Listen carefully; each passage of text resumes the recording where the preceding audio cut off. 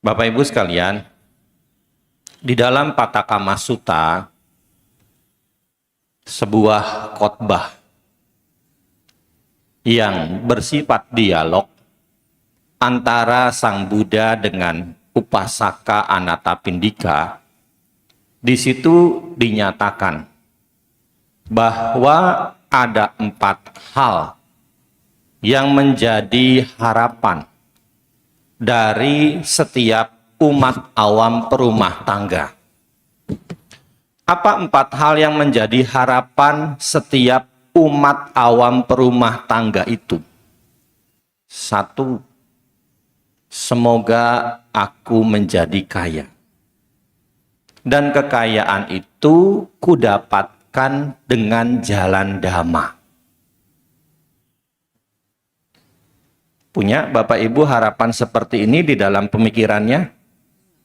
Ada yang nggak punya? Nggak mungkin ya. Pasti semuanya berpikir menjadi kaya. Ingat ya, boleh kaya sebagai umat Buddha dan dapatkan kekayaan itu dengan jalan dhamma. Ya, dengan cara-cara yang baik, yang sesuai dengan etika agama, etika hukum, dan etika masyarakat. Ya, jadi jangan, yang penting kaya Bante, yang penting kaya, nanti kan bisa berdana. Berdana juga harus barang yang bersih. Ya kan? Yang kedua, semoga aku termasyhur, dikenal oleh banyak orang, populer. Ya, viral itu bahasa masyarakatnya. Kalau bahasa komunikasinya itu diskursus. Menjadi bahan pembicaraan. Ya. Nah, Bapak Ibu sekalian, ini juga pasti didambakan oleh setiap umat awam perumah tangga. Ya, kan kalau kita menyimak tayangan-tayangan di televisi, banyak sekali lomba-lomba yang menunjukkan keahlian, kemampuan yang dimiliki oleh seseorang ataupun sekelompok orang. Dan itu banyak sekali yang sudah termasyhur, gunakan ilmu padi. Ya, jangan sampai kita menjadi tinggi hati. Harus tetap membumi, karena memang kaki kita masih menyentuh tanah, menjadi tinggi hati. Ya, yang ramai kemarin itu kan beberapa bulan kemarin, fashion show di lampu merah. Ya kan, menjadi buah bibir. Ya, Johan bilang viral. Ya, sampai-sampai akhirnya salah satu pentolannya benar-benar bergaya di catwalk. Nah itu, mencari apa? Popularitas. Ini yang kedua. Yang ketiga, semoga umur panjang. Kita pasti mendambakan, ya, memperoleh umur yang panjang. Makanya kita selalu berupaya menjaga kesehatan kita. Ya seperti contoh kasus kemarin selama pandemi. Kan pasti kita banyak ngerem di rumah daripada keluyuran di luar rumah. Banyak kita berdiam di rumah. Saya aja 3 bulan nggak boleh keluar wihara sama umat. Ya, begitu meriang-meriang sedikit saya diisolasi di kuti. Ada tukang mau ngukur talang air aja, jangan masuk, jangan masuk. Kenapa? Mereka punya keluarga. Kalau saya nularin ke mereka, kasihan keluarganya. Ya, saya nggak kena sih. Ya, jadi saya aman itu selama nggak, cuma ada karena kontak gitu aja. Karena anak wihara kena, jadi saya suruh diisolasi juga. Karantina 4 hari itu. Selama 4 hari, 3 kali dicolok hidung.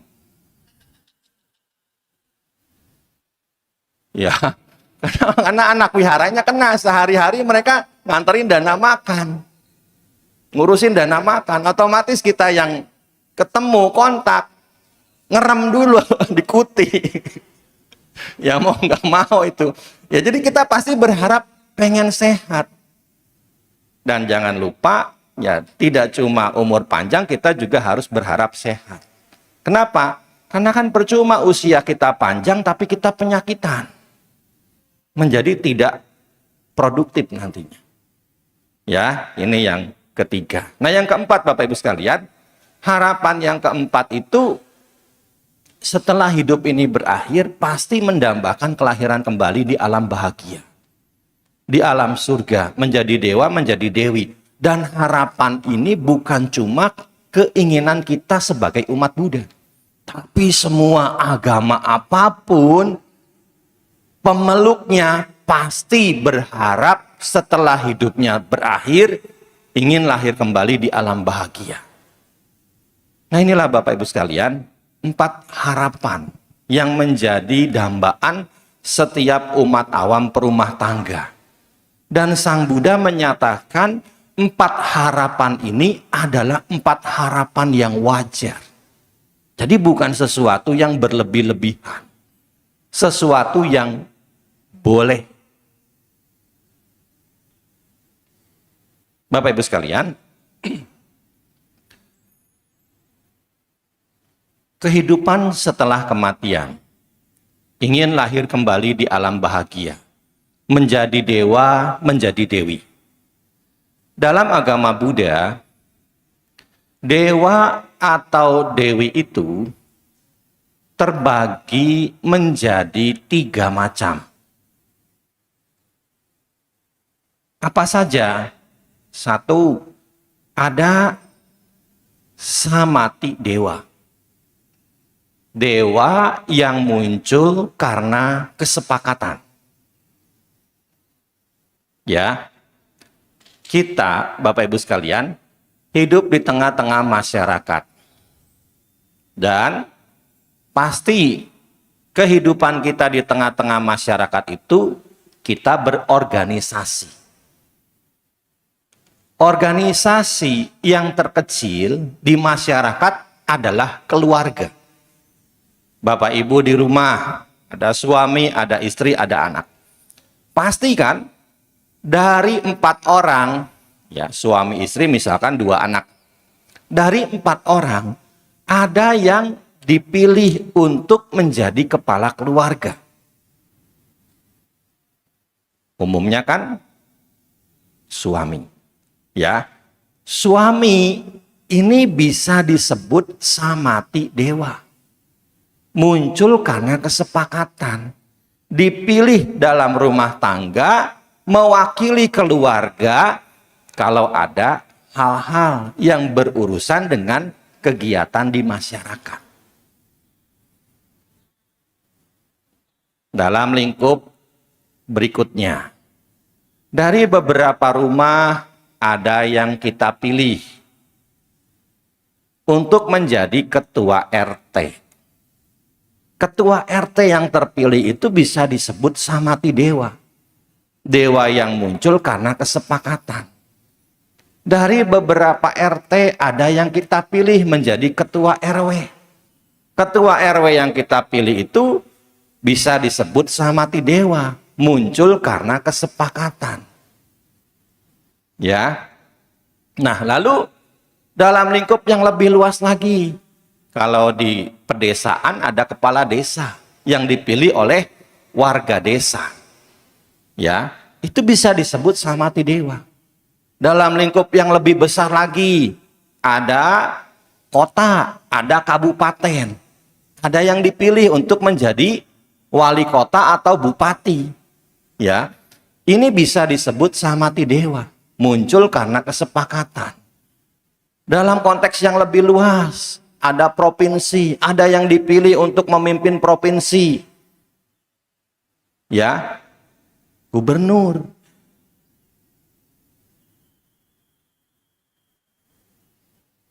Itu samati dewa, muncul karena kesepakatan. Dalam sebuah negara ada presiden. presiden itu juga disebut sebagai samati dewa. Muncul karena kesepakatan.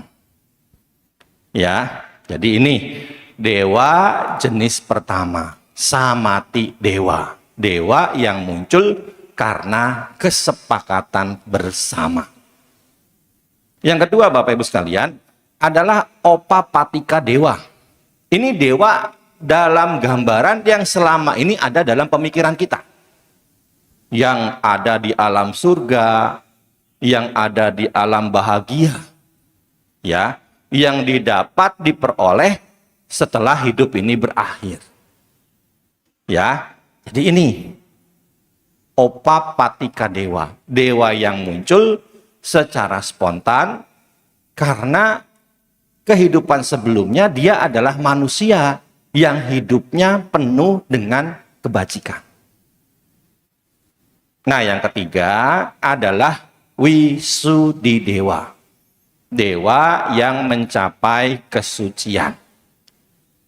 Ya, jadi di zaman Sang Buddha itu, Bapak Ibu sekalian, banyak umat awam perumah tangga mencapai tingkat kesucian. Sotapana, Sakadagami, Anagami, ada juga beberapa umat awam yang bisa mencapai tingkat kesucian arahat.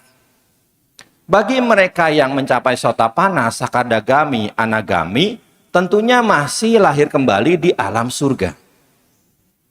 Ya, seperti Anathapindika, beliau adalah seorang Sotapana. Setelah kehidupannya berakhir, Anathapindika itu lahir kembali di alam surga tingkat pertama.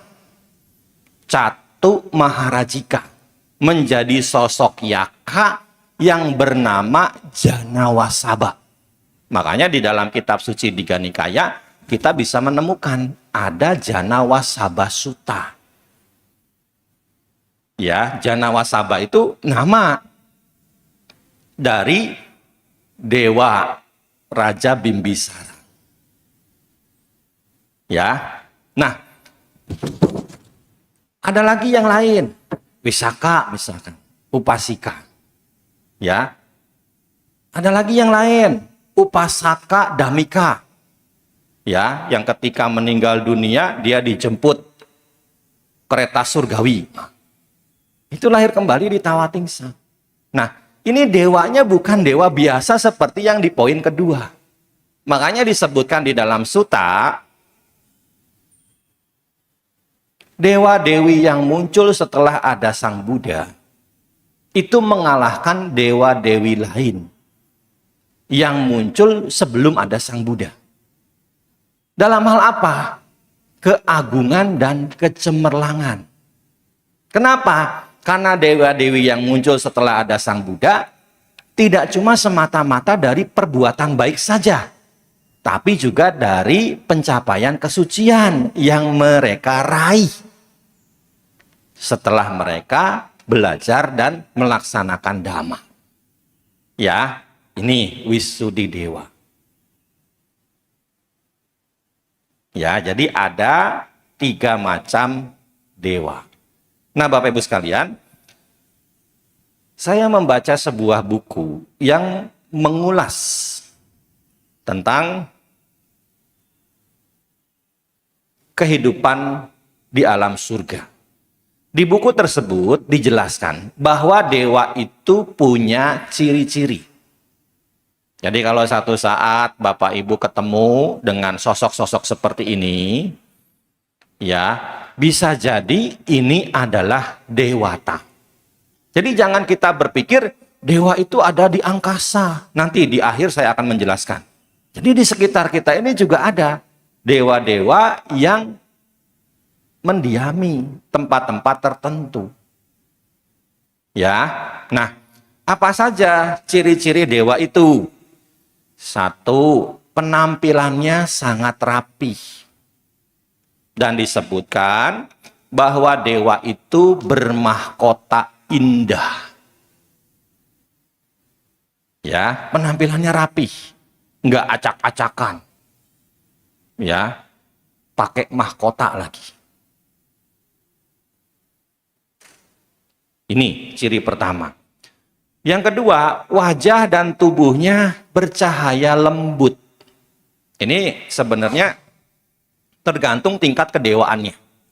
Ya, kenapa? Karena di dalam suta itu disebutkan, dijelaskan bahwa setiap uposata purnama, dewa-dewa itu akan berkumpul di balai Sudama yang ada di surga Tawatingsa. Untuk apa? Ada kalanya di antara mereka ada yang mengajarkan dhamma. Ada kalanya juga yang mengajar dhamma itu sosok Brahma yang turun ke alam surga. Kalau di suta disebutkan ada sosok Brahma Sanan Kumara. Ya, namanya Brahma Sanan Kumara. Ini kehidupan lalu dari Bodhisatta, kehidupan lalu dari Sang Buddha. Sebelum beliau mencapai pencerahan, beliau mengajar dhamma dari alam Brahma ke alam dewa. Di balai Sudama yang ada di surga Tawatingsa. Nah, ketika Brahma Sanan Kumara ini muncul, cahayanya cemerlang melebihi cahaya dewata. Ya, jadi ini tergantung bagaimana tingkat kedewaannya. Jadi kalau dewa yang cahayanya lembut gitu, tidak terlalu berkilau, bisa jadi ini dewa yang biasa. Kenapa? Karena kita mengetahui di dalam agama Buddha, alam surga itu kan dibagi menjadi 3 tingkatan.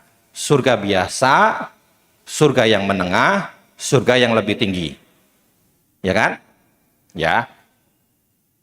Kama sugati loka, itu yang 6. Ya kan? Rupa loka dan arupa loka. Ya, jadi makanya tadi saya menyebutkan Brahma Sanan Kumara ini cahayanya lebih cemerlang dari dewa-dewa yang ada di balai Sudama. Kenapa? Karena dia dewa alam surga yang menengah. Nah, kemudian tubuhnya tercium harum yang lembut. Ya mungkin bisa wangi bunga ataupun wangi-wangi yang menyegarkan. Ya, jangan kemudian pakai pengharum baju, Bante saya jadi dewa nih. Kan dulu ada ya, biku yang suka pakai pengharum baju itu sampai menyengat itu kadang-kadang. Begitu dia lewat tuh, umat-umat tuh udah siap. Nih pasti wangi nih, Bante ini lewat nih. Kenapa? Karena memang kalau nyuci itu, nyuci jubah nggak kira-kira tuh dia. Saya nggak berani nyebut merek, Johan. Iya, itu kan merek dagang. Nanti saya dikira promosi. Saya biku, bukan influencer, bukan endorser. Ya, gak berani nyebut merek. Itu banyak sekali dia tuh. Makanya kalau kadang-kadang dia nawarin saya, Bante mau nyuci jubah. Ya, pakai deterjen aja. Jangan pakai yang wangi-wangi itu. Ya, saya selalu wanti-wanti kalau jubah saya, dia suka nawarin gitu. Kan namanya orang mau berbuat baik, masa kita tolak ya. Jadi itu, ya wanginya lembut, ya jadi nggak menyengat. Ya kan kadang-kadang ada juga umat itu pakai parfum yang terlalu menyengat itu, sampai-sampai bikin bersin itu. Ya, umat yang nyupirin saya itu kadang-kadang kalau pakai parfum tuh nyengat itu kadang-kadang saya. Ya itu. Kemudian tubuhnya lebih halus dari peta. Jadi memang secara penampilan antara dewa dan peta itu pasti beda, Bapak Ibu sekalian. Kalau peta kan digambarkan sebagai sosok-sosok yang kalau seandainya dia menampakkan diri dekil dan kumel, kotor, compang-camping, pucet, nggak ada cahayanya. Tapi kalau dewa, ya pasti lebih rapi, lebih bercahaya, lebih halus. Ya, ini ciri yang keempat. Kemudian kalau dewa itu wajahnya tampan, kalau dewi wajahnya cantik. Di suta-suta disebutkan, dewa itu digambarkan seperti sosok pemuda yang umurnya 19 tahun. Ya. Kemudian kalau dewi itu digambarkan seperti sosok pemudi yang umurnya 16 tahun. Jadi selalu seperti terlihat seger gitu penampilannya. Ya, jadi bayangin sendirilah pemuda 19 tahun kayak apa, pemudi 16 tahun kayak apa. Nah, dewa-dewi ini Bapak Ibu sekalian, ingat ya, karena masih ada gender. Kalau di alam Brahma sudah tidak ada gender, ya. Gender cuma ada sampai alam surga, ya. Dewa-dewi itu bisa punya putra-putri. Ya, tapi jangan kemudian berpikir nanti melahirkannya di rumah sakit mana, Bante. Ingat, mereka opapatika. Ya, dewa-dewi yang menjadi putra dari dewa-dewi itu muncul karena punya kesamaan kemiripan perbuatan baik yang mereka buat. Ya, putra dewa itu disebut dewa puta, putri dewa itu disebut dewi dita. Ya, jadi kalau yang lelaki dewa puta, kalau yang perempuan disebut dewi dita atau dewa dita. Ya, ini. Kemudian tingkah laku dan ucapan dewa itu lembut dan halus. Ya, ya seperti kalau sekarang kita bisa melihatlah orang-orang yang hidupnya di keraton. Ya kan lembut, halus gitu. Ya kalau ngomong, ya kalau di Jawa kromoknya kromo inggil. Gerak-geriknya juga halus, gemulai begitu. Jadi penampilannya seperti itu.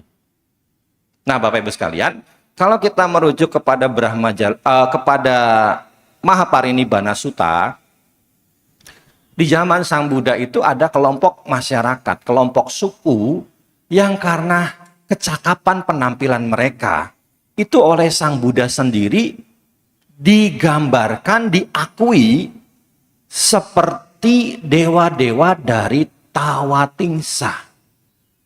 Mereka adalah kelompok suku Licawi. Ya, kelompok suku Licawi itu. Yang kalau kita ke India, Bapak Ibu sekalian, kan kita mampir di kota Wesali. Ya, yang melihat ada stupa Bante Ananda, kemudian ada pilar Asoka dengan satu singa. Ya, ingat di kota Wesali Sang Buddha membabarkan apa? Sutta yang populer, yang kemarin selama pandemi dihimbau untuk dibacakan. Nah, Ratana Sutta. Ya, di kota Wesali. Kenapa? Karena saat itu kota Wesali dilanda 3 musibah. Dilanda 3 bahaya. Ya, jadi orang-orang Wesali itu suku Licawi Waji. Ya. Di dalam kitab komentar Paramata Jotika, Licawi itu asal katanya dari Lina Cawi, yang berkulit bersih. Karena kulit mereka bersih, halus, sampai-sampai oleh Sang Buddha sendiri diibaratkan seperti dewa-dewa dari surga Tawatingsa. Ya, jadi di masa lalu, di zaman Sang Buddha, ada sosok-sosok manusia yang sampai oleh Sang Buddha sendiri diumpamakan seperti dewata. Ya, jadi kalau sekarang kita ketemu sosok-sosok seperti itu, bisa jadi itu dewata betulan. Ya, nah kemudian keberadaan dewa, Bapak Ibu sekalian, bila mana di satu tempat itu ada dewata yang mendiami, ya, di sini disebutkan bahwa tempat tersebut akan terasa tenang dan nyaman. Kita mungkin pernah pergi ke satu tempat yang kita kunjungi. Kemudian kita merasakan, kok ayem ya, kok tenang ya, kok nyaman ya. Nah, bisa jadi di tempat tersebut ada dewata yang mendiami. Di mana tempat itu? Mungkin Bapak Ibu punya tempat-tempat tertentu yang pernah dikunjungi. Pernah nggak? Hah? Pernah? Hah? Hah? Ya. Ada tempat-tempat seperti itu. Umumnya, tempat-tempat seperti itu adalah tempat-tempat yang dianggap suci oleh masyarakat.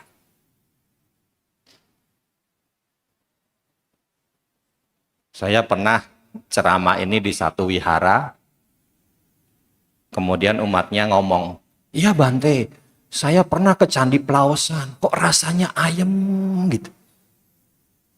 Tenang gitu, nyaman gitu." Ya bisa jadi. Kenapa? Karena di situ dahulu adalah tempat pemujaan, mengagungkan Buddha Dhamma Sangha. Saya pernah Bante ke Borobudur, kok rasanya ayem, tenang. Ya bisa jadi. Ada dewa-dewa yang mendiami. Ya, makanya kan kadang-kadang kalau ada orang usil di candi-candi, biasanya ketika dia pulang terjadi sesuatu.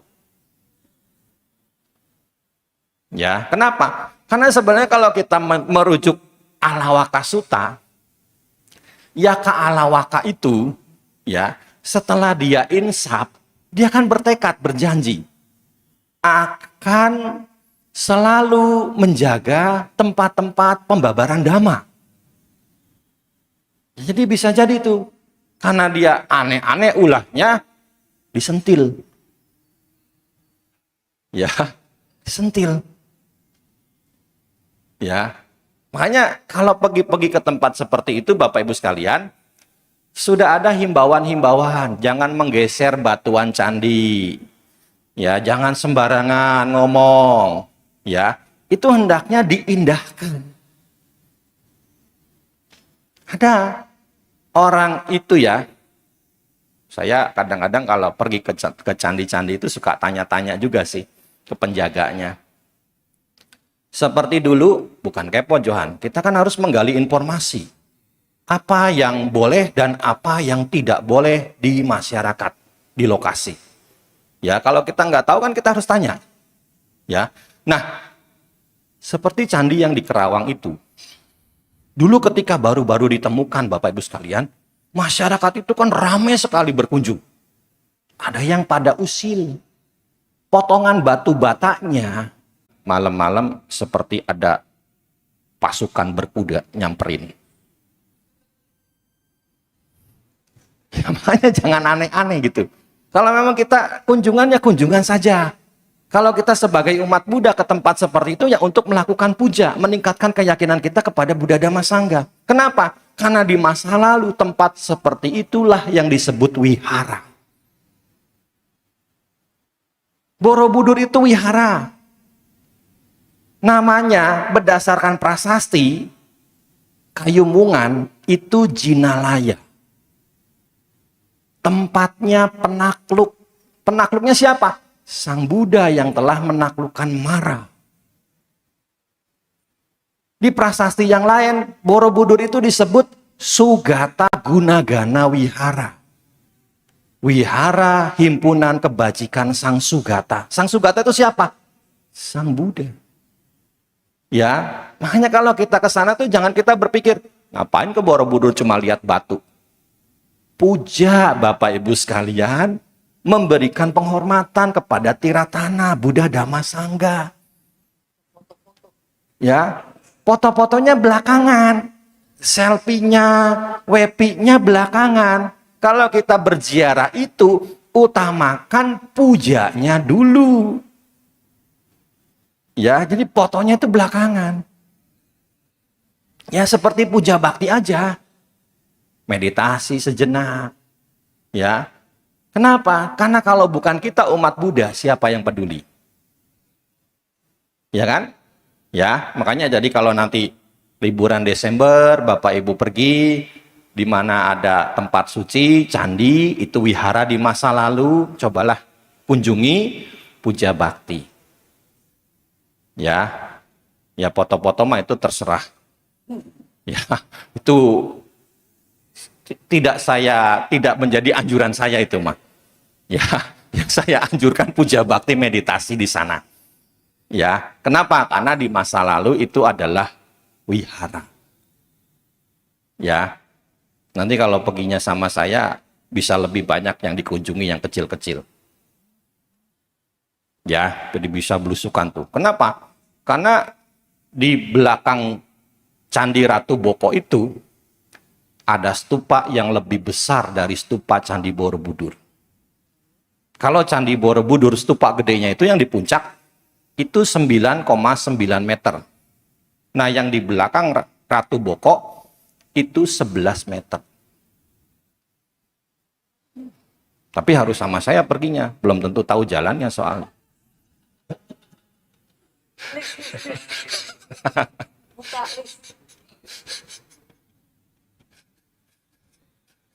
Ya, terakhir saya tuh naik ke Tulung Agung, lagi awal Agustus, ziarah. Di puncak gunung, jalan kaki, 3 kilo, jalan setapak, 1 jam sampai 1,5 jam. Di puncak gunung itu ada stupanya juga. Ya, jadi itu dulu wihara itu. Ya, memang sekarang ini kan karena menjadi objek wisata, diubah menjadi candi. Padahal itu nama-namanya di masa lalu tuh nama-nama wihara. Candi Kalasan namanya Tarabawana. Candi Sewu namanya Manjusri Graha. Itu nama-nama wihara semua. Ya, jadi kalau kita pergi ke tempat tersebut, kita ngerasa ayem, ngerasa nyaman, ngerasa tenang, ya bisa jadi tempat tersebut masih didiami oleh para dewata. Karena tempat tersebut adalah di masa lalu tempat puja. Makanya kalau kita sekarang ke sana, kita juga hendaknya melakukan puja, membacakan parita, bermeditasi. Ya, ini. Kemudian kalau seandainya berpapasan akan tercium harum yang sangat menyegarkan. Meskipun sekejap, dicari tapi tidak ditemukan. Ya, bisa jadi Bapak Ibu sekalian, dewa itu di samping punya balai pertemuan yang tadi saya sebut Balai Sudama, ini merujuk kepada Suta, dewa itu juga punya taman bermain, namanya Taman Nandana. Ya siapa tahu dia lagi lewat, gitu, tahu-tahu wangi ya. Jadi jangan selalu kita identikan kalau wangi-wangi kembang itu dengan makhluk yang rendah. Kan selama ini suka ya, bau melati nih. Jangan-jangan ada kuntilanak, jangan-jangan ada pocong. Enggak. Kalau makhluk rendah tuh nggak mungkin wangi, bau. Kan penampilan mereka aja kucel, kusem. Ya kan? Nggak mungkin wangi. Kalau yang wangi-wangi itu bisa jadi dewata lewat. Ya siapa tahu dari Kelapa Gading mau main ke Taman Nandana, lalu tercium wangi melati. Jangan kemudian langsung langkah 1000. Ya, kenapa? Karena sekali lagi, kalau makhluk rendah itu nggak mungkin wangi. Kenapa? Karena seiring penampilan mereka yang kucel, kusem, dekil, kumal, nggak mungkin mereka wangi. Ya, jadi jangan selalu wangi-wangi kembang itu diidentikan dengan makhluk rendah. Bisa jadi itu adalah dewata. Ya. Kan selama ini konsepsi kita demikian ya, karena terpengaruh oleh film horor. Ada tanda-tanda ketika seseorang itu diikuti oleh dewata. Jadi kalau secara umum kan masyarakat juga mengakui ya, ada dewa-dewa pelindung. Ya. Ini bukan cuma orang Asia, orang Eropa, orang Barat juga mengakui ada dewa pelindung kan? Ya, makanya mereka ada menyebut dengan istilah itu, guardian angel itu. Nah, di dalam Sutta, kitab komentar menyebutkan ada yang namanya Araka Dewata. Itu Araka Dewata adalah istilah buat dewa-dewa pelindung. Nah, apa cirinya? Ketika kesulitan, selalu ada jalan keluar yang tidak terduga. Ya, jadi di samping ini ada kekuatan kebajikan yang kita buat, juga ada kondisi-kondisi di mata mendukung. Untuk dewata istilahnya mungkin memberikan jalanlah buat kita. Tapi kitanya tetap harus usaha, jangan bergantung. Saya punya dewa pelindung, semoga dewa pelindung mempermudah kesulitan saya. Kitanya tetap harus usaha. Ya, dalam beberapa kasus Bapak Ibu sekalian, ada umat membangun wihara. Kan dananya yang namanya pembangunan wihara kan bergantung pada donasi umat juga. Ya kan? Nggak bisa langsung brek jadi gitu kan. Kenapa? Karena nggak ada investor. Investornya kan bersama atau umat Buddha. Ya. Nah, umat itu cerita. Bante dananya sudah tipis. Bantenya jawab, kalau jalan kita lurus, dewa-dewa enggak akan tutup mata. Tahu-tahu besoknya ada yang dana. Lanjut lagi pembangunannya. Terjadi lagi hal seperti itu. Bante dananya sudah tipis. Bantenya jawab lagi, kalau jalan kita lurus, dewa-dewa enggak akan tutup mata. Lanjut lagi. Ya. Jadi ini bisa jadi ya Bapak Ibu sekalian. Hal-hal seperti itu kan sesuatu yang tidak terduga kan. Sudah dihitung-hitung nih, si ini sudah dana, si itu sudah dana. Ke siapa lagi nyarinya? Kan nggak mungkin ke situ-situ terus kan. Ya, ternyata ada yang tidak terduga. Ya seperti contoh kasus Anatapindika ya. Ketika beliau akan membeli tanah Pangeran Jeta. Itu kan secara logika itu susah. Pangeran Jeta itu anak Raja Pasenadi. Dia anak raja pasti banyak duit. Ya kan? Tapi kok bisa? Pangeran Jeta akhirnya bersedia menjual tanah tersebut. Meskipun harus lewat pengadilan juga itu. Secara cerita itu. Iya. Tapi akhirnya kan Pangeran Jeta kalah. Kenapa? Karena dia sudah ngomong, buka omongan, tanah itu saya jual kalau kamu berani nutupin tanah itu dengan kepingan uang emas. Siapa takut? Tapi akhirnya belakangan Pangeran Jeta itu bantah, enggak jadi. Akhirnya kan digugat di pengadilan, Anatapindika menang. Ini kan pasti ada jalannya kan. Sehingga kemudian ketika Anatapindika mulai menutup hamparan, tutup lagi dengan kepingan uang emas. Saya danakan. Iya. Itu ada di kitab komentar itu, di Paramata Jotika. Ya. Nah itu. Jadi ini kan sesuatu yang istilahnya tidak terduga. Ya, jadi mungkin Bapak Ibu juga pernah ngalamin pengen apa-apa, dipikir-pikir kok susah. Tahu-tahu begitu usaha lancar. Ya, jadi di samping kekuatan kebajikan, bisa jadi ada dewata yang di kehidupan lalu masih kerabatnya mengkondisikan hal demikian. Nah, kemudian pekerjaan dan usaha terasa dimudahkan.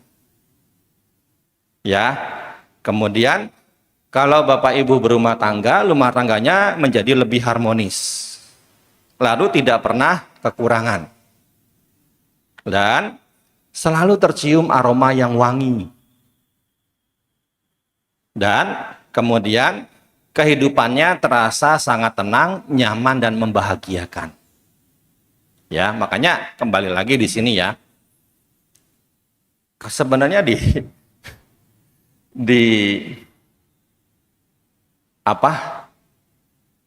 parita-parita itu juga ada Bapak Ibu sekalian penjelasan seseorang itu kan kadang-kadang suka ada pertanyaan, gimana sih Bante caranya biar kita diikuti oleh dewata? Kita harus sesuai dengan kondisi dewata.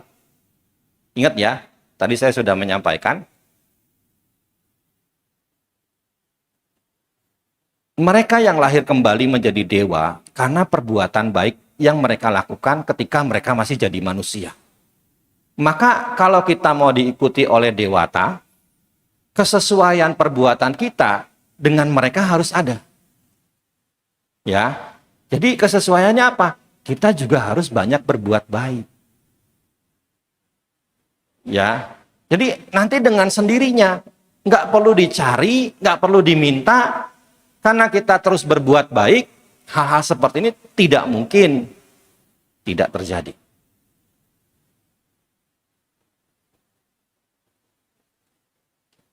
Ya, itu. Nah, kemudian Bapak Ibu sekalian, dewa itu tempat kediamannya ada 3. 1, ada dewa yang tempat kediamannya di bumi. Makanya ada Buma Dewata. Kan seperti kalau kita baca Aradhana Dewata, di situ kan ada kalimat yang menyatakan Buma Cayantu Dewa, ya kan? Semoga dewa bumi datang mendekat. Jadi seperti tadi saya sudah sampaikan, ya bisa jadi ya di wihara ini ada dewata yang mendiami. Secara tradisi masyarakat Buddhis Sri Lanka, mereka tuh punya kepercayaan pohon bodhi itu rumahnya para dewa. Makanya di sana nebang pohon bodhi itu suatu pelanggaran berat. Ya, bisa jadi. Dan umumnya Bapak Ibu sekalian, kalau dalam gambaran masyarakat Tionghoa, dewa bumi itu figurnya cuma satu ya. Hotek Chengsin itu Amurwa bumi ya. Itu sebenarnya setiap tempat itu ada dewa buminya masing-masing. Dan figurnya pasti berbeda-beda, nggak cuma figur satu. Tapi kembali lagi kalau seandainya figurnya beda-beda, jadi bingung. Dewa bumi dari mana ini? Ya, jadi seperti itu. Nah, kemudian ada juga Ruka Dewata. Dewata yang wimananya istana surganya itu di pohon. Ya, di zaman Sang Buddha itu ada biku pengen bikin kuti. Dia menebang pohon. Di pohon tersebut didiami oleh dewi yang baru saja punya putra. Ya, dewinya itu kasih tahu, Bante, ini wimana saya. Pohon ini wimana saya. Wimana itu istana surga. Ya, ini wimana saya, Bante. Bantenya tidak peduli. Jadi langsung ditebang-tebang. Nah, ayunan golok biku ini mengenai tangan anaknya Dewi ini. Dewi itu menjadi marah. Ya, Dewi itu menjadi marah. Sampai-sampai dia punya niat ingin membunuh biku ini. Tapi dia kemudian bisa sadar diri. Wah, kalau saya membunuh biku ini menjadi satu kejahatan berat buat saya. Dan nanti kalau seandainya dewa-dewi lain tahu, akan semakin banyak biku terbunuh oleh dewa-dewi. Ya, makanya akhirnya Dewi ini pergi ke Sang Buddha. Ya, pergi ke hadapan Sang Buddha, menceritakan apa yang terjadi dengan dirinya, dan sejak saat itu kan ada peraturan, biku tidak boleh nebang pohon. Ya, ada itu aturannya. Jadi dari kasus ini ada winaya yang ditetapkan oleh Sang Buddha. Ya, dan sungguh beruntung Dewi ini, dia bisa mengendalikan amarahnya. Kemudian dia menghadap Sang Buddha, oleh Sang Buddha dia diberi tempat tinggal tidak jauh di pohon yang tidak jauh dari kuti tempat tinggal Sang Buddha. Ya, jadi seperti itu. Ada aturannya. Ya, jadi bisa dewa-dewi itu istana surganya, wimananya itu di pohon. Ini yang kedua, tempat kediamannya. Yang ketiga yang selama ini kita bayangkan. Di angkasa. Ada akasa dewata. Ya, jadi ada dewa-dewi yang wimananya itu di angkasa. Ya, jadi ini Bapak Ibu sekalian, tempat kediaman dewa. Nah, gimana caranya biar bisa lahir kembali di alam dewa? Tadi saya mengutip Dhammapada. Di situ dijelaskan bagaimana cara bisa lahir kembali menjadi dewa. Sacang bane nak kujaya daja pasming piyacito etehi tihitanehi gace dewana santike. Hendaknya orang berbicara benar, jujur. Hendaknya orang tidak mudah marah. Hendaknya orang memberi meskipun sedikit.